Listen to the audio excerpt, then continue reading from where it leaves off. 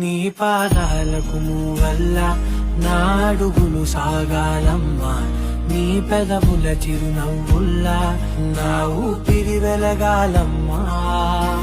నిరంతరం నీ చంటి పాపల్లే ఉండాలి నేనన్నాళ్ళకి, నిన్ను దిలెంతగా ఎదగాలనుకోనే అమ్మా. అణువణువణు నీ కొలువే అమ్మా, ఎదసడిలో శృతిలయలు నువ్వే అమ్మా, నే కొలిచే శరణవే.